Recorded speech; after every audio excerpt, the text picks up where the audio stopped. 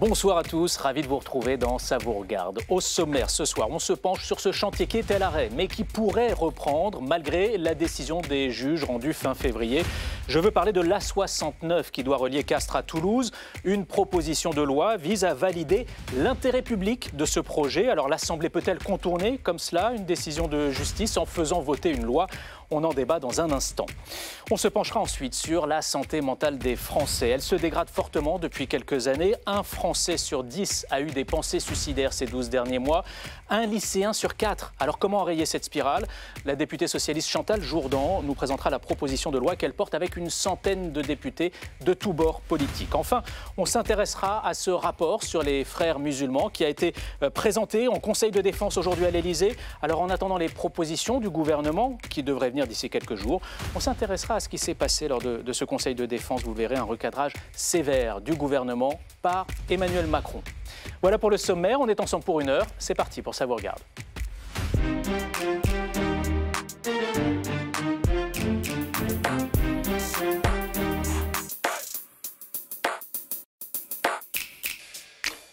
Les moteurs des pelleteuses sont à l'arrêt depuis le 27 février, date à laquelle les juges ont annulé l'autorisation environnementale du chantier. Mais les travaux de l'A69 pourraient reprendre dans quelques jours. La Cour administrative d'appel doit se prononcer d'ici une semaine exactement sur une reprise provisoire du chantier. Et à cela s'ajoute l'initiative de plusieurs parlementaires, députés et sénateurs. On en débat d'ailleurs ce soir avec l'un d'entre eux, Jean Terlier. Bonsoir. Vous êtes député du Tarn, Ensemble pour la République. Vous êtes le rapporteur de cette proposition de loi qui vise à valider ce projet d'autoroute, un texte qui a été adopté en commission il y a moins d'1 heure, je crois. Exactement. Face à vous, Christine Arrigui, bonsoir. Bonsoir. Vous êtes députée de Haute-Garonne, membre du groupe écologiste et social. Et vous avez été rapporteur de la commission d'enquête sur ce projet d'autoroute A69. Une commission d'enquête que les écologistes ont demandé. Voilà, et vous êtes membre donc, du groupe écologiste, je le disais, vous êtes opposé donc à ce projet d'autoroute. Et puis à vos côtés également, Maître Raphaël Janel, bonsoir. Vous êtes avocate au barreau de Paris, spécialisée dans le droit de l'environnement, et votre regard de juriste va nous être précieux ce soir. Et puis nous serons en liaison vidéo également avec Guy Bousquet, un chef d'entreprise qui est à la tête d'une association qui soutient ce projet d'autoroute, une association qui rassemble plusieurs chefs d'entreprise. À tout à l'heure. On va tout d'abord commencer par faire le point sur ce dossier avec Clément Perrault. C'est l'histoire d'un chantier maudit, celui de l'A69, cette autoroute qui doit relier Toulouse à Castres. En débat depuis 1989, il a vu défiler des milliers de manifestants, parfois venus de loin comme l'activiste suédoise Greta Thunberg. Après de multiples recours, il débute finalement en 2023. Mais les tractopelles n'arrêtent pas les actions en justice et le 27 février dernier, coup de théâtre. Le tribunal administratif de Toulouse annule l'autorisation environnementale du chantier. Les travaux sont immédiatement suspendus. Le projet porte atteinte à des espèces animales protégées et la dérogation dont il bénéficiait est invalidée. Pour détruire des espèces protégées, il faut démontrer que votre projet répond à une raison impérative d'intérêt public majeur. Et là, le juge a considéré que ce projet ne répond pas à une raison impérative d'intérêt public majeur. C'est précisément pour que le chantier ait cette reconnaissance d'intérêt public que des parlementaires ont décidé de voler à son secours. Des sénateurs et des députés ont rédigé une proposition de loi dite de validation pour permettre la reprise des travaux. Elle a été votée à une large majorité au Sénat, puis adoptée aujourd'hui en commission à l'Assemblée. Les débats en hémicycle auront lieu le 2 juin. La manœuvre est contestée. Les parlementaires qui la portent sont accusés de contourner la décision de justice. Dans un état de droit, c'est la requête d'appel, puis le pourvoi en cassation, qui sont les outils légaux et légitimes pour contester un jugement, pas une loi bricolée. Contournement du droit, contournement du juge et contournement des principes démocratiques. Vous êtes appelés ici, mes chers collègues, à légitimer une illégalité. La décision du tribunal administratif, elle n'est pas définitive. Nous avons le droit d'opérer cette validation. Et encore une fois, sous le contrôle du constitutionnel, nous ne bafouons pas l'état de droit, nous ne remettons pas en cause l'indépendance de la justice, mais nous sommes à notre place en caractérisant ce qu'est l'intérêt général. En plus de cette initiative parlementaire, l'État a fait appel de la décision du tribunal administratif. Le rapporteur public a donné ce lundi un avis favorable à la reprise du chantier. Une première décision judiciaire provisoire est attendue d'ici le 28 mai. Les députés pro-A69 pourraient donc avoir satisfaction avant même que leur proposition de loi ne soit votée. On va commencer par cette proposition de loi dont vous êtes le rapporteur, donc Jean Terlier, on l'a bien compris. Est-ce que vous nous expliquez un peu la logique qui est derrière ce texte ? Est-ce que vous caractérisez l'intérêt général du projet comme on vient de l'entendre à l'instant, ou est-ce que vous le décrétez ? Alors, on ne le décrète absolument pas, on le caractérise et par le vote des députés et des sénateurs et des parlementaires, il est validé ensuite sous le contrôle évidemment du Conseil constitutionnel.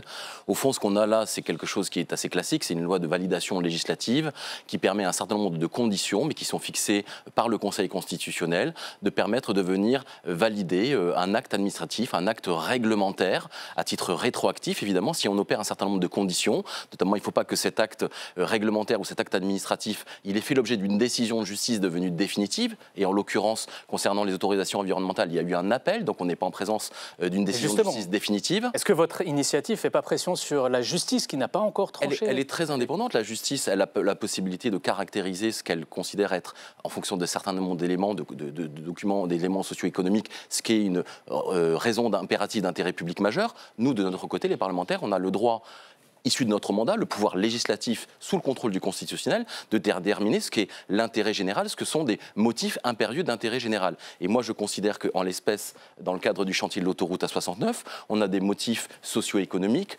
des prises démographiques de ce bassin d'emploi Castres-Mazamet, des gains de temps attendus, une sécurisation du chantier. Vous ne vous substituez pas au juge ? Absolument pas. On est dans nos prérogatives pour décider de l'intérêt général. Mais encore une fois, c'est une décision du Conseil constitutionnel qui date du 22 juillet 1980. Ces lois de validation, elles ont toujours existé. Elles répondre à un certain nombre de conditions. Et il faudra évidemment qu'à la suite du vote et la conviction des parlementaires sur le fait qu'on est en présence d'un intérêt général autour de ce chantier de l'autoroute A69, cette validation, elle soit faite par le Conseil constitutionnel. Alors on vous a entendu dans le sujet, Christine Arrigui. Est-ce que vous pouvez juste détailler un peu vos arguments face à Jean Terlier qui se réfugie, en tout cas qui invoque cette décision du Conseil constitutionnel sur les lois cette jurisprudence du Conseil constitutionnel sur les lois de validation? Alors vous vous comprenez bien que je ne suis pas du tout d'accord avec l'analyse qui est faite par M. Terlier, parce que là aujourd'hui, en fait, on ne parle même plus de la 69. La 69, c'est l'autoroute du mépris.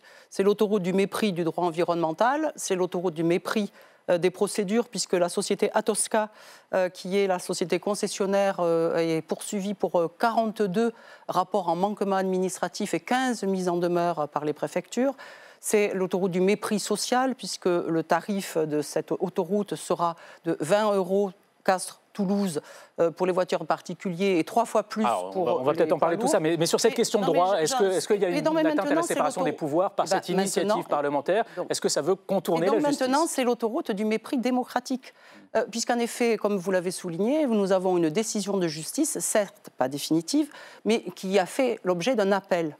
Et cet appel, c'est la prérogative, évidemment, de l'État, mais c'est également pour les justiciables la possibilité d'être entendus. Et en faisant cette loi de validation, M. Terlier et ses amis sont en train de priver les justiciables d'un droit absolu qui est défini par l'article 6 de la Convention européenne de sauvegarde des droits de l'homme et des libertés fondamentales, qui dit que toute personne a droit à ce que sa cause soit entendue équitablement, publiquement et dans un délai raisonnable par un tribunal indépendant et impartial établi par la loi et qui décidera des contestations sur les droits et obligations de caractère civil. Donc, en fait, on est en train d'essayer de priver les justiciables de leur droit, qui est celui de contester une décision. Parce que le jour où la Cour administrative d'appel va intervenir, ce qui va se passer, c'est que M. Terlier et ses amis vont dire qu'il y a un non-lieu à statuer.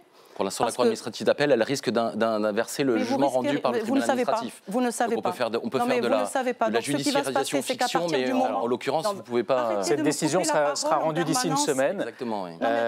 Il y a un avis donné effectivement par le rapporteur public sur ce point précis qui est favorable à une reprise provisoire des travaux en attendant que la justice tranche sur le fond, et ça va prendre plusieurs mois. Remettons les choses dans l'ordre. Donc nous avons un jugement du tribunal du 27 février qui invalide la raison impérative d'intérêt public majeur. Nous avons un recours qui est fait par l'État, et c'est son droit, pour surseoir à l'exécution de cette décision, c'est-à-dire pour reprendre le chantier.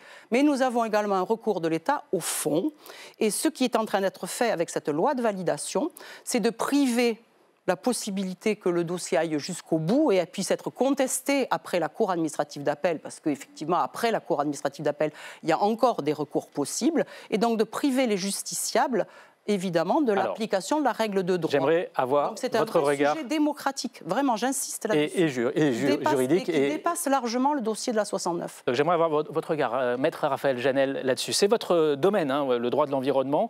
Est-ce que vous pouvez nous éclairer un peu sur tout ce qui vient de se dire en plateau?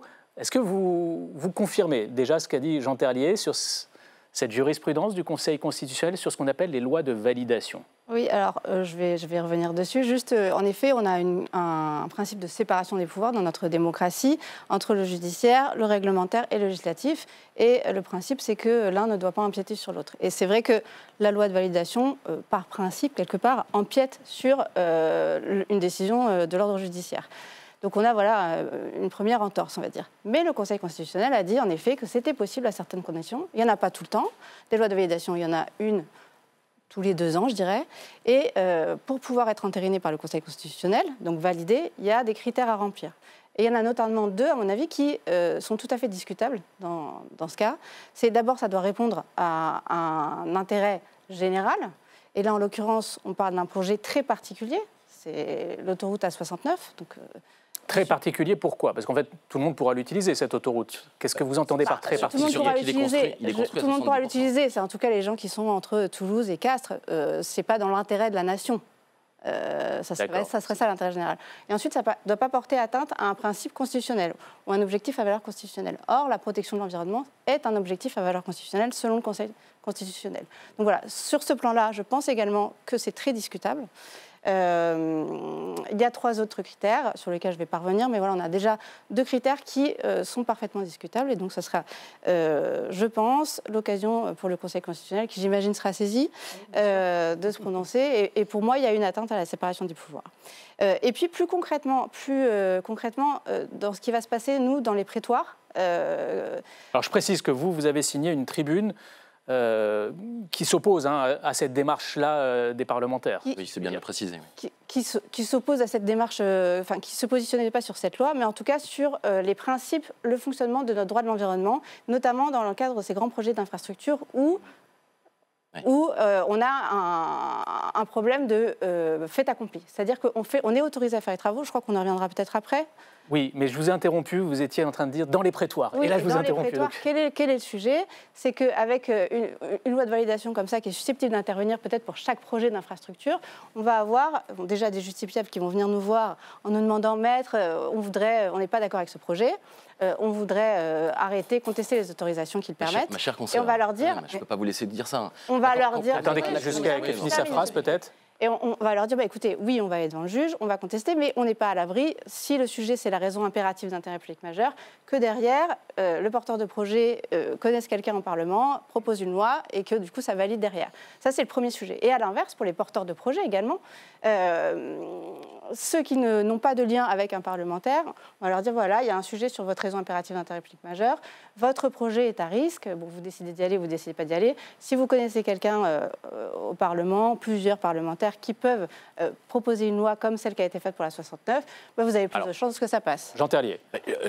Moi, c'est bien, ça clarifie les choses. J'ai une consoeur qui est parti pris et qui est contre l'autoroute A69 et qui j'ai pas dit que j'étais pour ou contre la 69. Moi, j'ai auditionné des avocats et des constitutionnalistes. Elle vous interpelle sur des arguments de droit, c'est clair. Oui, mais quand même, malgré tout, on a quand même une base militante avec des avocats, des juristes qui sont intervenus pour dire qu'ils étaient évidemment contre cette autoroute 69. Mais c'est tout à fait légitime, mais c'est important qu'on puisse le poser. Moi, j'ai rencontré des avocats et des avocats constitutionnalistes que j'ai auditionnés qui me disent qu'il n'y a pas de problème de constitutionnalité par rapport au fait qu'on établit à travers ce chantier. Il faut bien dire de quoi on parle. Aujourd'hui, le chantier entre l'autoroute A69, il est construit à 70%.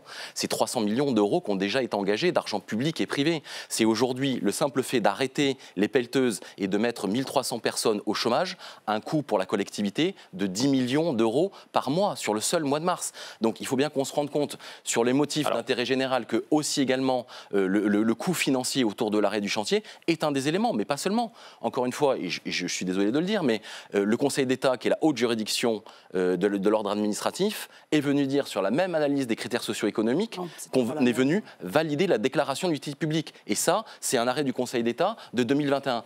On n'est pas sur la notion de la R2IPM, de la raison d'intérêt public majeur. On est la raison sur la déclaration d'utilité publique. C'est un peu technique, mais malgré tout. Là, ça va un peu trop loin pour moi, je vous l'avoue, dans les arguments de droit. Les critères, je ne suis pas sûr que tout le monde nous suive là-dessus. Moi, j'ai une question toute simple.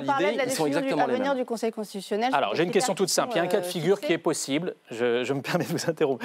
Et sur lequel j'aimerais vous entendre débattre tous les trois. Les travaux pourraient donc reprendre provisoirement dans quelques jours. Qu'est-ce qu'on fait si le chantier est jugé illégal dans quelques mois, parce qu'il y aura quand même cette décision sur le fond qui viendra, mais que le chantier est achevé d'ici là? Il se passe quoi? Écoutez, on défait ce qui aura été fait? Non, c'est justement l'objet de cette loi de validation. Pardon, c'est justement l'objet de cette loi de validation qui va faire en sorte qu'à travers un vote du parlementaire, et j'entendais l'absence de démocratie, quoi de plus démocratique que ce soit les représentants de la nation au Sénat et à l'Assemblée nationale qui votent pour déterminer ce qu'est l'intérêt général d'un chantier comme celui de l'autoroute A69. Alors, Christine Arrigui, ça veut dire qu'en fait vous serez désarmé, si je comprends bien. Franchement, alors je suis très frappée de ce qu'un député, lui-même avocat, puisque vous avez appelé ici votre consoeur, puisse développer ce type d'argument. Aujourd'hui, c'est le Conseil constitutionnel. Si vous pouviez cesser d'interrompre en permanence, si vous pouviez cesser d'interrompre en permanence vos interlocuteurs, c'est une pratique que vous avez et que vous utilisez fréquemment et c'est vraiment insupportable. Donc respectez la parole des autres et déjà peut-être vous entendrez les arguments qui sont développés par les personnes qui ne sont pas d'accord avec vous. Ça s'appelle la démocratie également. Donc aujourd'hui, l'état de droit, c'est ce sur quoi se sont appuyés les juges du tribunal administratif de Toulouse. Évidemment, cet état de droit peut être changé. Il peut être changé par la loi. Pour qu'il soit changé par la loi, dans le cadre qui nous préoccupe, encore faudrait-il changer la directive européenne de 92, la directive européenne de 2009 et ses conséquences de déclinaison dans le droit français. Mais j'entends bien qu'on puisse vouloir changer la loi, et même si, en l'occurrence, je m'y opposerai, démocratiquement, c'est notre rôle de député que de changer la loi. Mais là, aujourd'hui, ce qui est en train de se passer, c'est qu'on a des députés et des sénateurs qui souhaitent enjamber l'état de droit actuel et faire comme si cet état de droit n'existait pas. Donc ça veut dire quoi? Ça veut dire que si la loi est adoptée définitivement... Quoi que disent les juges, en réalité... qui applique le droit, eh bien on fait comme si ça n'existait pas et on se substitue à l'état de droit et à l'état de droit actuel pour décider d'autre chose que ce qu'ont décidé les juges. Ça, c'est le premier point. Et je le dis par rapport à ce qui a été évoqué tout à l'heure, c'est qu'une fois que cette loi de validation serait adoptée, j'espère qu'elle ne le sera pas et que les alertes que nous avons faites à l'ensemble de la représentation nationale pourront prospérer, il est évident que ce qui va être demandé, c'est un non-lieu à statuer de la Cour administrative d'appel. Mais la Cour administrative d'appel devra elle-même instruire ce non-lieu à statuer. Bon. Et donc, on est là, au cœur d'un sujet qui est créé parce que, évidemment, on veut nous mettre face au fait accompli. Donc, on construit une infrastructure, on la construit au détriment, effectivement, de tout un tas de réglementations. Et à la fin, on nous dit, finalement, vous savez, on a dépensé X argent. Vous ne savez même pas combien on a dépensé. Non, vous ne le savez pas parce que ça... On va s'intéresser... C'est ce qu'a dit le concessionnaire, mais il faudrait... C'est ce que dit le concessionnaire. On va s'intéresser aux enjeux. Dans votre propre documentation, vous disiez que vous ne le savez pas. Si vous aviez assisté aux auditions du concessionnaire, vous auriez entendu ça. Alors, on va arrêter le débat juridique. Moi, si j'étais à Tosca, je dirais 500 millions, parce que comme ça, j'aimerais qu'on s'intéresse aux enjeux économiques liés à ce projet d'autoroute, dont je rappelle, il s'agit de relier Castres à Toulouse, 53 km pour un gain de temps. Alors j'ai lu entre 25 et 35 minutes.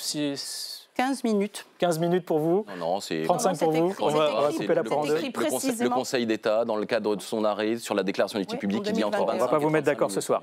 Bon, en tout cas, ce projet d'autoroute, il est soutenu par certains chefs d'entreprise dans la région. Il y a une tribune commune à 500 chefs d'entreprise qui a été rendue publique par la Chambre de commerce et d'industrie. Et puis, il y a cette association.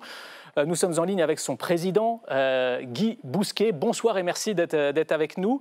Vous présidez l'association Via 81. Je crois que vous êtes le patron d'une jardinerie, si j'ai bien compris. Qu'est-ce que cette autoroute va changer pour vous dans votre activité économique, vous à titre personnel, déjà? À titre personnel, merci de me donner l'occasion de m'exprimer. Je ne vais pas avoir le même discours que tous les gens qui sont sur le plateau parce que je ne suis pas un pro de tous ces textes de loi et on est, en tant que chef d'entreprise, croyez-moi, on est perdu dans tout ce millimélo. En ce qui me concerne, en tant que chef d'entreprise, nous, et commerçants, à titre personnel, c'est surtout l'augmentation de la population qui va générer plus d'activité pour tout ce qui est commercial.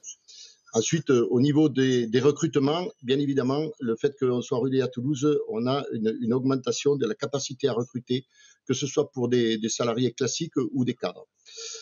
Voilà ce que je peux dire sur mon compte, mais c'est surtout au niveau de l'ensemble des entreprises que je voudrais quand même m'exprimer, parce qu'on est fatigué, on est lassé de tout ce qui se passe aujourd'hui. On nous donne une autorisation, on nous la lève, on nous la reprend, on nous la redonne. Écoutez, de cette situation, on en a vraiment marre. Un chef d'entreprise aujourd'hui, pour pouvoir se développer, pour pouvoir avoir des perspectives de développement, ce qu'il nous faut, c'est avoir des visions claires. Aujourd'hui, on est dans le brouillard. C'est une situation intenable. Quant à Madame Arrigui, je voudrais vous dire que le mépris que vous avez dit à plusieurs reprises, les gens que vous méprisez aujourd'hui, c'est tout un territoire que vous méprisez, Madame Arrigui. C'est tous les salariés qui travaillent dans les entreprises que vous méprisez. Ce sont les chefs d'entreprise que vous méprisez. Pourquoi parlez-vous de mépris? Qu'est-ce qui vous fait dire que Madame Arrigui méprise les chefs d'entreprise? Parce qu'elle considère qu'on n'a pas besoin de cette route, alors qu'on est 80% des chefs d'entreprise et qui avons besoin de cette autoroute, alors, avec tous les salariés. Des questions quand même plus concrètes. Qu'est-ce que vous disent les chefs d'entreprise de votre association? Est-ce qu'il y en a pour qui c'est un enjeu vital? Est-ce que vous avez des situations concrètes à nous exposer en lien direct avec ce projet d'autoroute?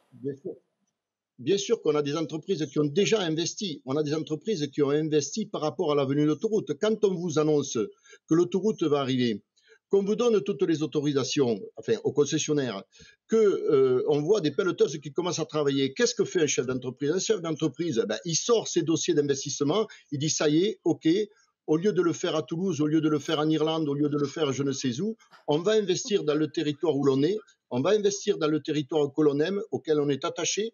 Et on a des entreprises, plusieurs entreprises qui ont investi déjà avec des bâtiments qui sont en cours d'inauguration, d'autres qui ont été inaugurés, des gens qui ont investi dans du matériel, dans de l'humain. Et là, maintenant, on nous dit, pour une raison farfelue, d'une magistrate qui nous dit qu'on arrête tout. Et c'est inacceptable, monsieur, inacceptable. Merci beaucoup, Guy Bousquet, d'avoir été en direct avec nous. Christine Arrigui, je vous donne la parole, parce que bon, là, vous avez été un peu mise en cause. Il y a des enjeux économiques qui sont réels, concrets pour la région. Vous ne pouvez pas le nier. Il y a des enjeux économiques. Alors d'abord, je voudrais revenir sur les 555 entreprises qui ont signé cette tribune et éclairer un petit peu ceux qui nous écoutent ou ceux qui nous regardent sur la façon dont ça s'est passé. C'est qu'ils ont reçu un message de la CCI qui, au bout du compte, est finalement partie prenante économiquement et financièrement de ce contrat. Ça n'était pas indiqué dans le contrat puisque c'est caché par le secret des affaires. Et ils ont reçu un message en leur disant, à défaut de réponse à 17h ou 18h, peut-être c'est les 18h, vous serez considérés comme ayant signé cette tribune. Enfin, je pense que c'est une façon de faire qui est un petit peu cavalière vis-à-vis de chefs d'entreprise, très occupés comme M. Bousquet, en effet, et qui sont sur leur lieu de travail et pas devant leur ordinateur. Ça, c'est pour la tribune. Ça, c'est sur les enjeux économiques. Sur les enjeux économiques, nous avons pris la peine, évidemment, dans le cas de la commission d'enquête, mais M. Terlier était présent, donc il a tout entendu, pour comprendre, apprendre et savoir ce que nous disaient aujourd'hui des universitaires, des chercheurs, des géographes et également des personnes qui travaillent dans le tissu économique sur les effets d'une autoroute. Et ce qui se passe, c'est que les effets d'une autoroute, et tout cela, vous pouvez le consulter et les comptes rendus sont disponibles sur le site de l'Assemblée nationale, c'est que ça constitue et ça entraîne une métropolisation et au contraire un élargissement de la métropole et une aspiration de ces territoires. Et d'ailleurs, le tribunal administratif de Toulouse ne s'y est pas trompé puisque sur ces éléments du bilan socio-économique dont nous parlions tout à l'heure, ça a été effectivement vu par le tribunal et point par point, tout ce qui est relatif à la question d'ordre social, à la question d'ordre économique et à la question évidemment de sécurité qui nous s'est souvent évoqué, le tribunal a répondu à l'ensemble de ces éléments et a considéré au regard de l'ensemble de ces éléments, de façon extrêmement précise, avec des chiffres, avec des études telles qu'elles ont été fournies sur le site de l'INSEE et autres dispositifs gouvernementaux, que la raison impérative d'intérêt public majeur n'existait pas pour déroger à l'ensemble du droit sur ce point précis. Effectivement, le juge administratif, le 27 février, Jean Terlier, a estimé que les bénéfices de l'A69 étaient, je cite, de portée limitée, car le territoire concerné ne présente pas de décrochage démographique, pas de décrochage économique. Elle sert à quoi cette autoroute ? Oui, mais en gros, le juge dit qu'elle n'est pas indispensable. Il y a quelque chose qui est important, c'est qu'on a une décision du tribunal administratif qui fait le parallèle entre ces critères socio-économiques et l'atteinte à l'environnement. Le même juge administratif, mais le juge suprême, qui est le Conseil d'État, a fait exactement la même analyse sur ces critères socio-économiques pour pouvoir exproprier les gens et leur prendre possession de leur terrain. Et sur ces mêmes critères socio-économiques, le juge est venu dire qu'effectivement, il y avait un gain d'attractivité, il y avait un gain de temps, il y avait un gain en sécurité et que ça justifiait qu'on déclare d'utilité publique le projet, qu'on puisse faire en sorte d'exproprier les gens. Ça fait réagir Raphaël Janel. Moi, en même temps, c'est l'arrêt du Conseil d'État du 5 mars 2021. J'invite tous ceux qui le souhaitent à le relire. Mais au fond, il a raison, M. Bousquet, avec son bon sens. Quel mépris.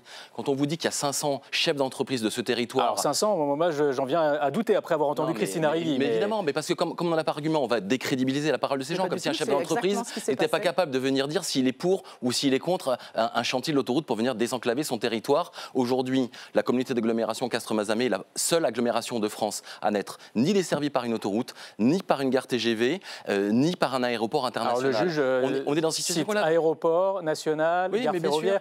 Mais ce même juge, encore une fois, ce même juge, le Conseil d'État, est venu dire sur exactement ces mêmes critères qu'il déclarait d'utilité publique le chantier. Donc encore une fois, il faut remettre à sa place ce qu'est cette décision. Mais attendez, Madame Arrigui, on se reverra évidemment quand on aura la décision rendue par la Cour administrative d'appel, qui va très certainement ordonner la reprise des travaux en considérant que ce chantier y répond aux problématiques de R2IPM, de raison d'intérêt public majeur. Raphaël Janel, je vous vois réagir depuis tout à l'heure sur cette mise en rapport, si l'on peut dire, entre les enjeux environnementaux et les enjeux économiques. En fait, il y a quand même une grande différence entre la déclaration d'utilité publique et l'autorisation environnementale qui a été délivrée et qui délivre une dérogation à l'interdiction d'atteinte à des espèces protégées. Ce n'est pas les mêmes intérêts qui sont mis en balance. D'un côté, c'est la propriété, notamment l'environnement et l'économie.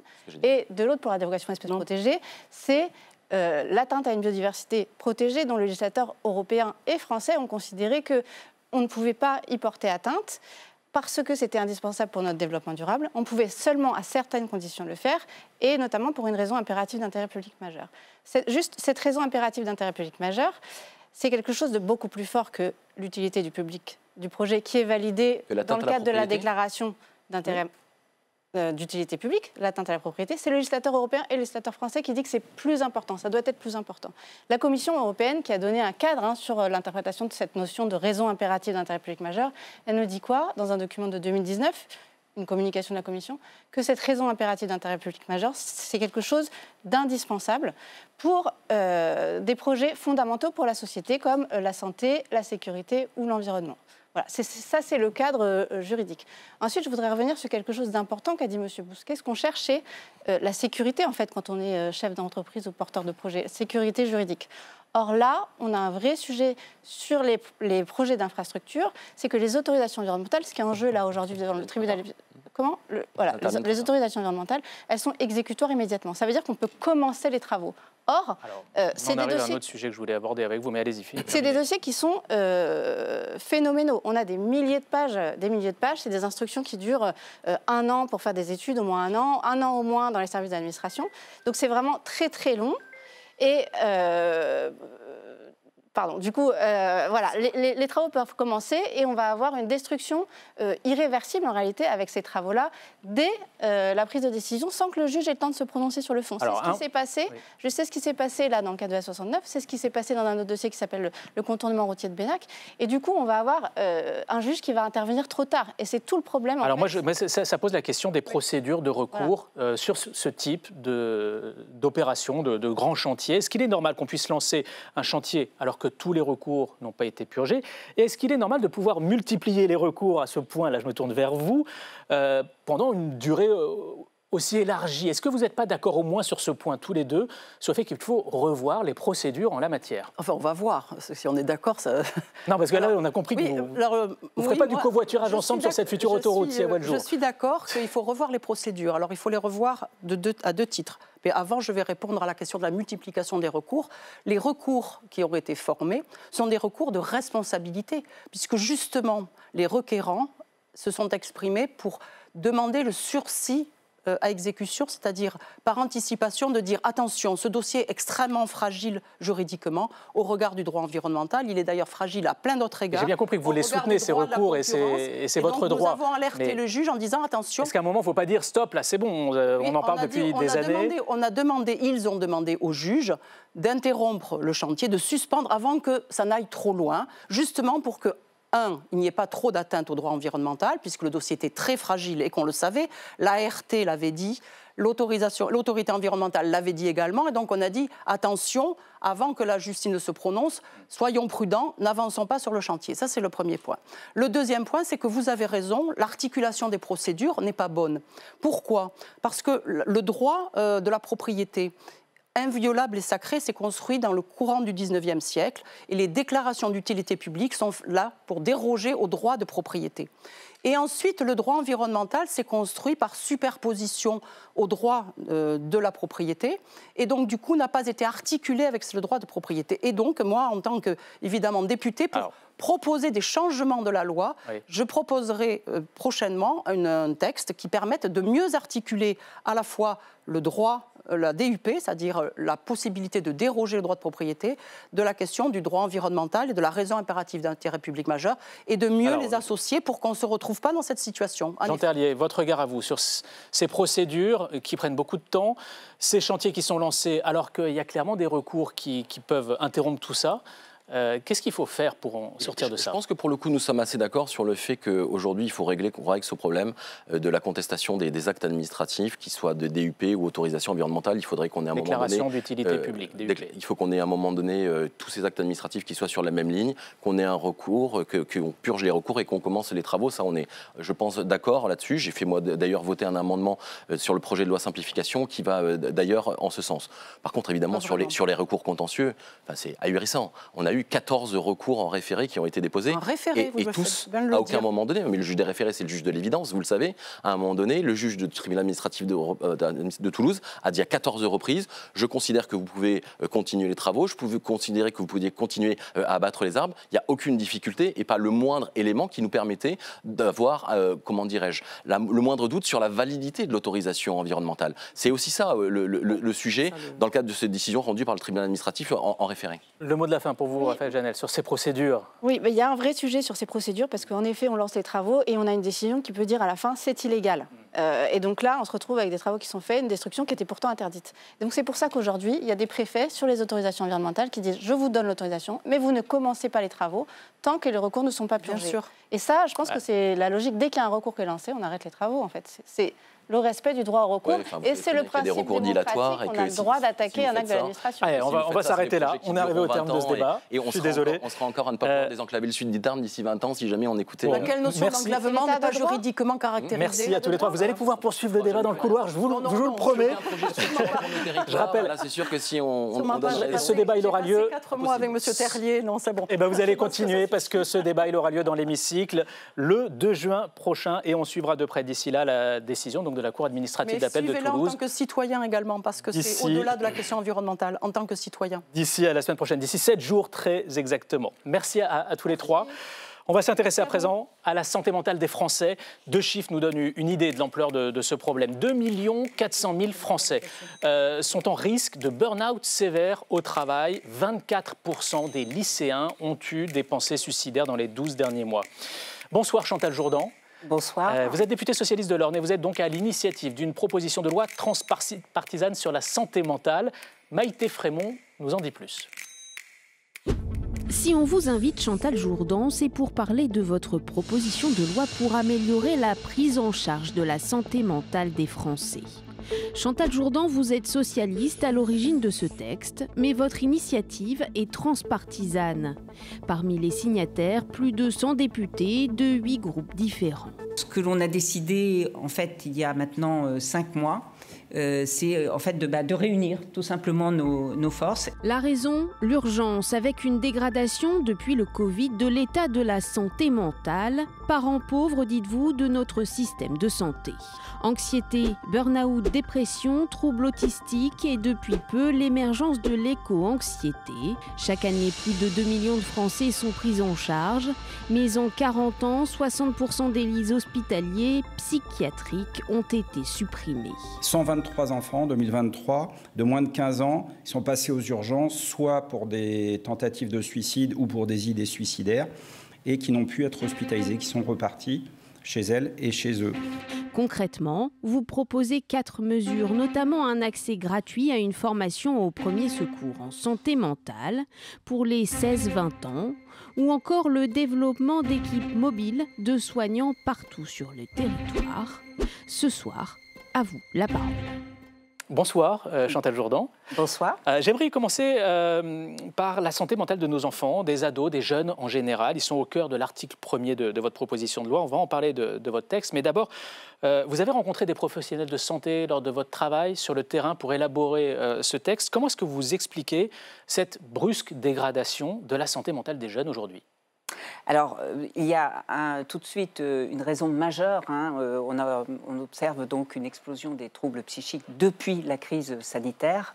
C'est vrai qu'elle a isolé donc beaucoup de jeunes et donc voilà, des troubles donc se sont révélés. Cette crise sanitaire, elle a provoqué aussi, oui, mais on peut s'interroger quand même sur le traumatisme qu'elle a provoqué. Et puis surtout, elle a isolé socialement beaucoup de jeunes. Et donc, les conséquences arrivent aujourd'hui. Donc, il y a cet aspect-là. Et il y a un autre aspect aussi, c'est la question du réchauffement climatique. Il se trouve que ce matin, nous avions une audition avec le Haut Conseil pour le climat qui faisait référence justement à ces troubles psychiques qui arrivent. Alors, il y a la question de l'éco-anxiété, la peur de l'avenir, voilà. Et puis, il y a aussi le fait d'être moins connecté à la nature, de retrouver moins d'espace, trouver du bien-être qui donc influence du coup la santé mentale. Un mot des jeunes filles, parce qu'elles sont plus particulièrement concernées. J'ai vu ce chiffre chez les 10-19 ans.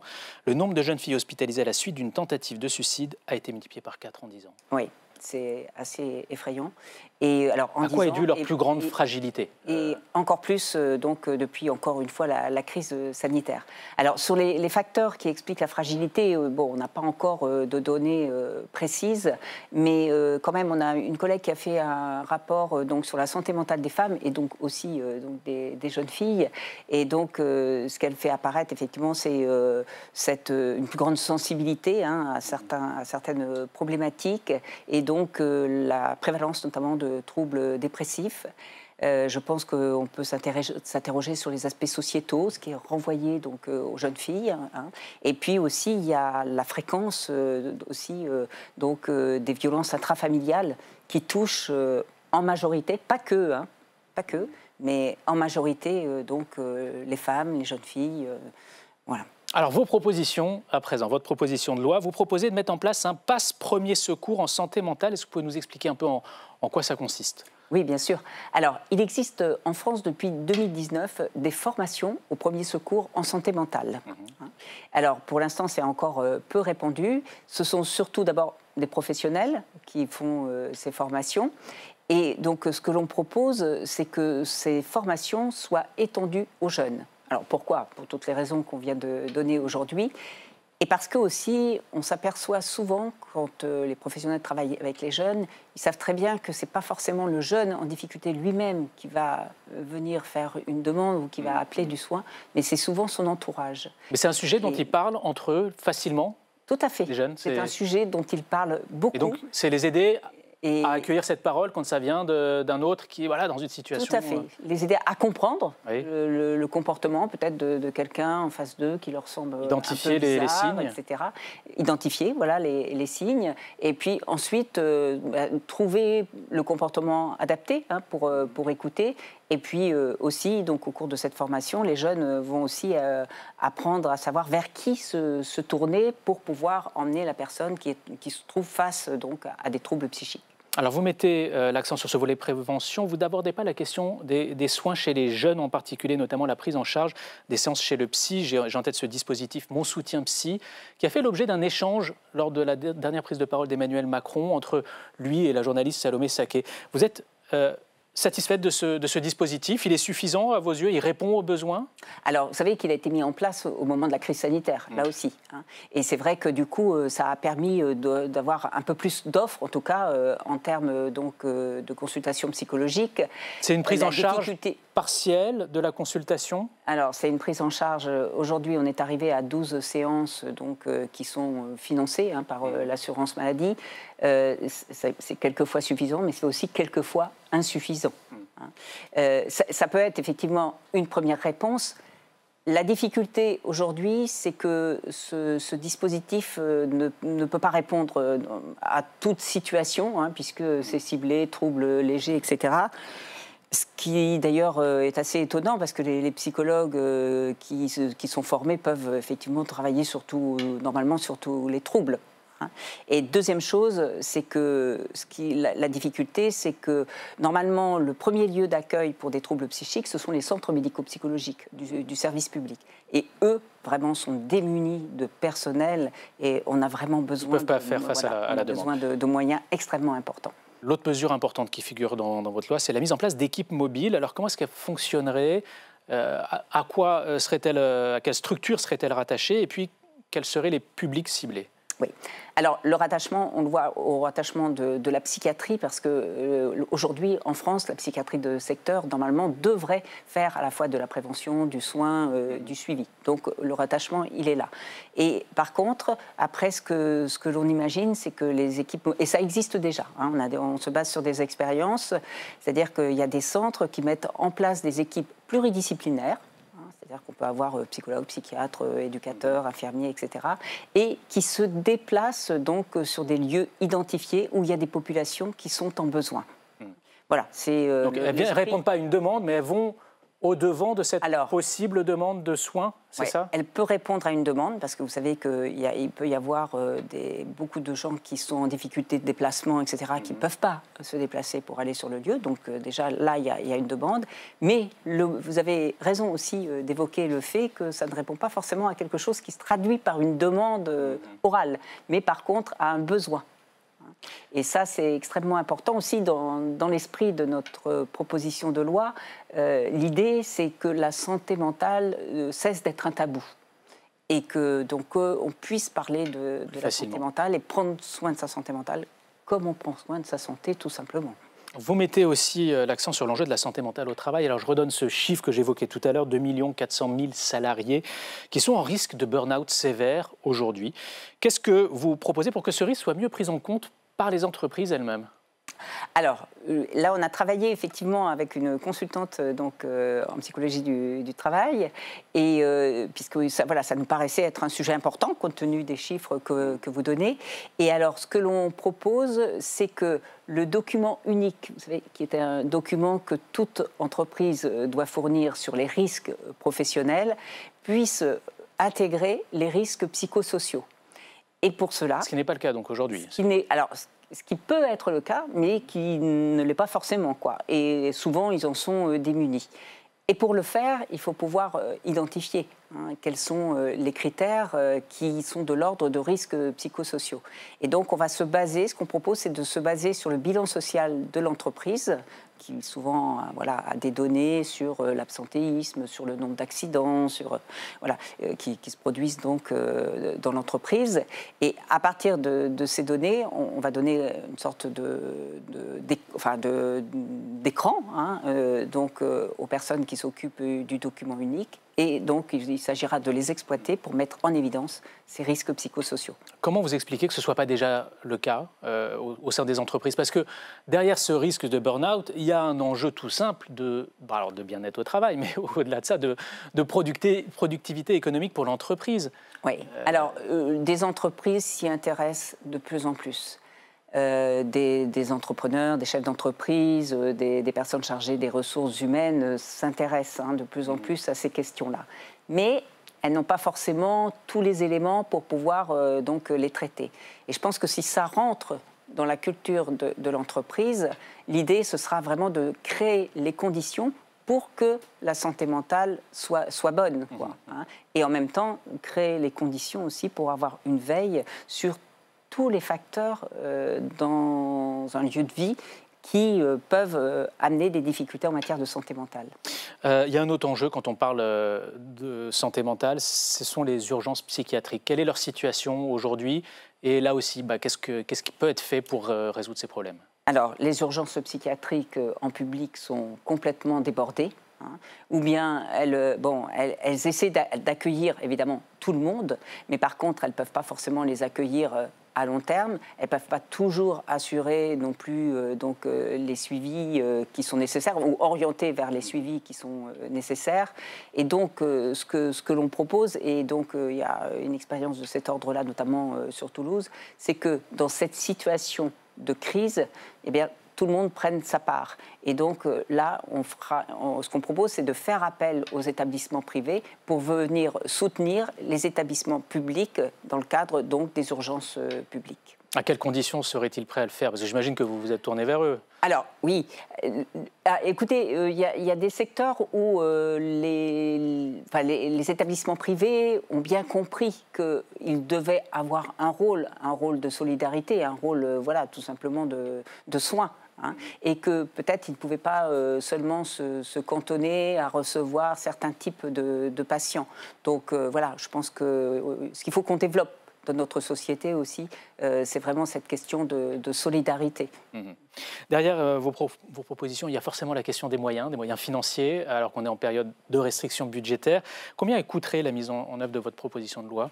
Alors, on n'a pas évalué précisément. On nous a posé d'ailleurs la question aussi ce matin, mais on peut l'évaluer aux alentours de 150 millions. Enfin, bon, tout dépend évidemment du nombre aussi de dispositifs que l'on met en place. Pour, par exemple, les premiers secours en santé mentale. Je vous interromps, mais sans argent, elle ne passera pas à votre... Oui. Il vous faut le soutien du gouvernement là-dessus. Bien sûr, bien sûr. Par contre, ce que je veux dire, c'est que les priorités que l'on a dégagées dans le cadre de notre travail transpartisan, on les a dégagées dans un cadre contraint que l'on connaissait. D'abord, le temps, avec cette année de la grande cause nationale de la santé mentale. On le rappelle peut-être à nos téléspectateurs, mais la santé mentale est grande cause nationale de la France cette année, à l'initiative de Michel Barnier. Voilà, tout à fait. Donc, on voulait du coup aller directement sur les priorités, et il se trouve que les priorités que l'on a nommées dans notre proposition de loi correspondent aux 4 axes qui sont donnés par la feuille de route du gouvernement, même si elle n'est pas passée. Et donc vous avez échangé avec le gouvernement? Alors, pour savoir son soutien? On a échangé avec le ministre de la Santé. On a prochainement un rendez-vous avec ses conseillers et on espère donc faire avancer cette cause. Je reviens quand même sur la question du financement. Quand on parle d'équipes mobiles de proximité, on parle déjà des professionnels qui sont en place, qui quelquefois travaillent sur site et peuvent trouver de nouvelles formes de travail. Donc c'est pas forcément... Il ne s'agit pas forcément d'embaucher des nouvelles personnes. Alors par contre, une chose est sûre, c'est qu'on a besoin absolument quand même d'embaucher pour accueillir la moitié quand même des Français et des Françaises qui ne trouvent pas d'accès aujourd'hui par rapport à leurs troubles en santé mentale. Donc à la fois on propose une nouvelle façon de fonctionner, de nouvelles pratiques, enfin on met en avant de nouvelles pratiques qui nous semblent utiles et qui permettent d'aller vers les gens par rapport à leurs besoins. Et en même temps, on a cette maîtrise aussi des coûts actuels, mais qui devront être vraiment, j'allais dire presque doublés, pour répondre à toute la demande qui existe. Un mot quand même du calendrier parlementaire. On sait que c'est très chargé, chacun veut défendre ses textes à l'Assemblée. Vous avez l'espoir que votre proposition de loi soit inscrite à l'ordre du jour avant l'été? Oui, on a espoir. Parce que si, effectivement, le gouvernement veut concrétiser cette grande cause nationale de la santé mentale, on espère qu'il se saisisse de notre proposition de loi. En plus, elle est transpartisane. Il y a 9 groupes politiques républicains qui ont travaillé sur ces aspects-là. On est tous d'accord sur ces priorités. Donc, on va évidemment défendre notre cause pour la cause de la santé mentale. Bon, on suivra cette presse sur LCP. Merci à vous, Chantal Jourdan, d'être venue sur le plateau de Ça vous regarde. Place à notre grand angle à présent.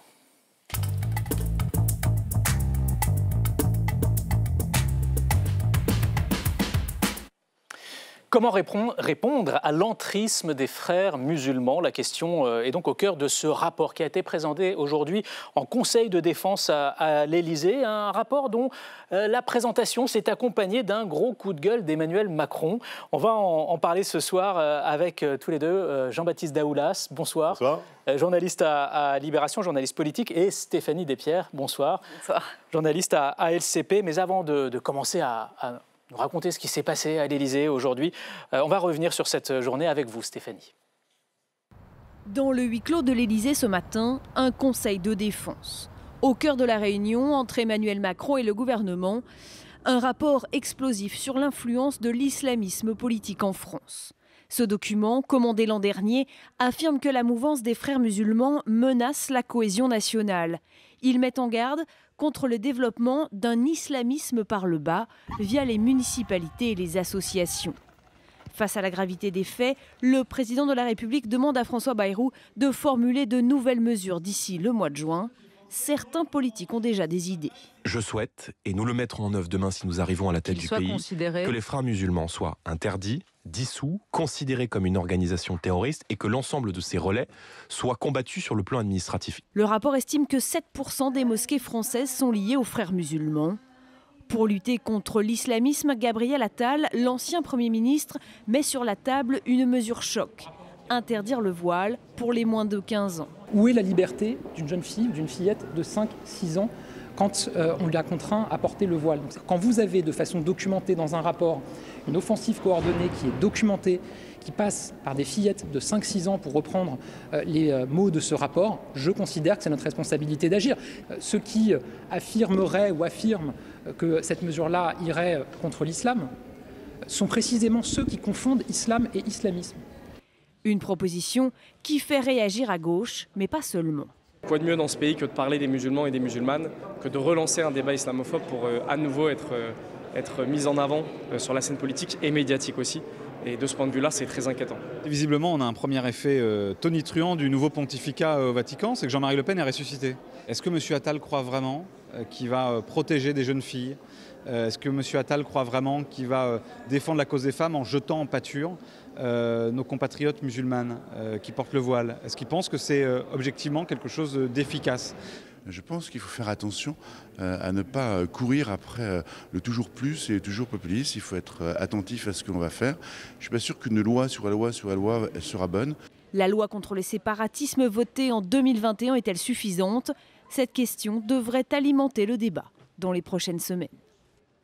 Jean-Baptiste Daoulas, on le voit, chacun y va de ses propositions en attendant celle du gouvernement. Et c'est bien le problème, c'est que du côté du gouvernement, les propositions, elles ont pas plu à Emmanuel Macron ce matin. Racontez-nous. Non, alors il y a un côté petite vengeance dans le fait que ça ne plaise pas à Emmanuel Macron. En fait, surtout, Emmanuel Macron, il a très mal vécu le fait que le rapport qui devait servir de base aujourd'hui aux discussions, en fait, il est paru dès hier dans le Figaro. Et pas du tout à l'initiative de l'Élysée. Donc ils ont eu l'impression d'être un petit peu dépossédés déjà de la communication autour de ça. Et disons qu'après cela, Emmanuel Macron s'est aussi fait un petit plaisir à faire comprendre au gouvernement que les propositions n'étaient pas selon lui au niveau. Ça s'est passé comment? Vous avez eu des petites phrases qui sont sorties? Oui, il y a eu un coup de gueule en fait d'Emmanuel Macron. Alors une colère assez froide. C'est un des participants qui dit quand il veut être glacial, il sait être glacial. Donc apparemment il l'a été. Il a fait remarquer, il a donné évidemment sans nommer Bruno Retailleau une leçon de sens de l'État en disant que sur certains sujets graves, il fallait pas alimenter des fuites dans la presse. Donc ça c'est vraiment pour ce côté un peu de colère du président. Et ensuite il a marqué son insatisfaction sur les propositions qui étaient faites. Stéphanie Despierres, c'est un président qui veut reprendre la main. C'est quoi le signal politique qui est derrière tout ça? Oui, c'est un président qui veut reprendre la main. Ces derniers jours, ces dernières semaines, Bruno Retailleau avait beaucoup parlé de ce rapport sur les frères musulmans, en expliquant que c'était très intéressant. C'est un des chevaux de bataille de Bruno Retailleau, cette lutte contre l'islam politique. On avait compris que Bruno Retailleau allait communiquer dessus. Ensuite, on apprend qu'il y a ce conseil de défense. Ensuite, on se rend compte que la communication est un peu reprise en main par l'Élysée. Hier, le Figaro publie en effet le rapport. Quelques minutes après, un mail tombe sur les boîtes des journalistes de l'Élysée qui dit on fait un briefing pour vous expliquer ce que va dire le président demain. Donc on a senti qu'il y avait une vraie bataille de communication autour de ce Conseil de défense sur l'islamisme politique. Jean-Baptiste Daoulas, ça réagit du côté de Bruno Retailleau ou on courbe les chines pour l'instant, on fait le dos rond? Pour l'instant, on a demandé, d'ailleurs Stéphanie et moi, on n'a pas eu de nouvelles. Pas de nouvelles. Donc pour l'instant, non, après Bruno Retailleau, il continue sur sa lancée. On verra les propositions qui peuvent être émises. Après, on peut aussi avoir une autre lecture finalement du rapport, puisque la communication qui a été faite autour de ce rapport est intéressante. On est rentré par une grille de lecture Figaro, entre guillemets. Donc, c'est-à-dire qui nourrissait aussi... Il n'y avait pas une ligne dans l'IB ce matin. Non, mais en tout cas, tout ça pour dire que c'est aussi, pour une raison très compréhensible de ligne éditoriale, une vision beaucoup plus rapprochée ou favorable à celle de Bruno Retailleau, extrêmement alarmiste sur l'islamisme. On aurait aussi pu lire le rapport d'une autre façon, en se disant que finalement, la loi séparatisme de 2021, en fait, elle a plutôt donne l'impression de donner des effets, puisque les contrôles augmentent, des lieux de culte ferment. Il y a un tarissement de moitié des financements des frères musulmans, des financements étrangers des frères musulmans. Donc, si vous voulez, cette vision extrêmement noire, extrêmement alarmiste par laquelle on est entré dans ce débat, en fait, elle peut aussi tout à fait se relativiser et on peut voir les choses différemment. En réalité, si des mesures très évidentes pouvaient être trouvées, je pense qu'elles auraient été présentées ce matin, Emmanuel Macron les aurait sans doute validées. Il n'y a peut-être pas grand-chose en réalité. Si on regarde les libertés constitutionnelles, la liberté de culte, il n'y a peut-être pas grand-chose en réalité qui peut être fait et qui soit constitutionnel comme mesure évidente dans les prochaines semaines. Et Bruno Retailleau a un peu réagi, notamment au Sénat, où il a promis une meilleure organisation de l'État, un parquet administratif peut-être pour faciliter la dissolution des groupes qui posent problème. Et il a dit qu'il y aurait désormais un vrai chef de file en matière de renseignement. Donc on peut l'interpréter comme... Tout ce qui a été retoqué à l'Élysée, il l'a donné au Sénat. De dire, bon, j'ai encore la main et j'ai des propositions en magasin. C'est pas extrêmement massif comme proposition. Sur les propositions, on l'a vu dans votre reportage, là, votre récit de cette journée à l'Assemblée. Il y en a à l'Assemblée, signé notamment de Gabriel Attal, avec notamment cette proposition choc, interdire le port du voile aux jeunes musulmanes de moins de 15 ans. Comment ça réagit au sein du groupe à cette proposition? Il y a probablement une majorité du groupe qui le soutient, parce que le groupe n'est plus celui qui était en 2018 ou en 2022. On a souvent parlé de l'aile gauche du groupe macroniste. Elle est un peu réduite à la portion congrue. Il y a beaucoup de députés qui sont partis. Donc il a, je pense, le soutien de la majorité du groupe. En revanche, ça n'empêche pas des voix un peu discordantes. Il y a des gens qui jouent la prudence, qui disent « je pense que ce n'est pas évident d'interdire dans l'espace public, ça paraît compliqué.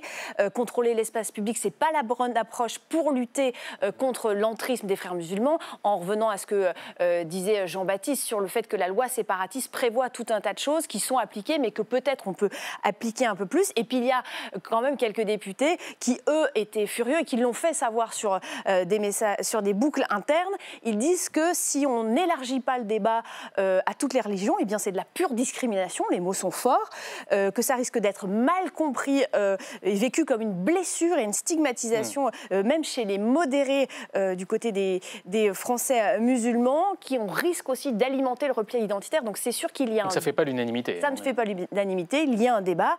On verra ce que ça donne lundi, parce qu'il faut savoir que le parti Renaissance, donc présidé par Gabriel Attal, doit proposer toute une série d'idées, de thèmes sur le régalien, dont ces sujets feront évidemment partie. Il y a un certain nombre de députés qui attendaient aussi d'avoir les propositions de manière globale pour exprimer un avis.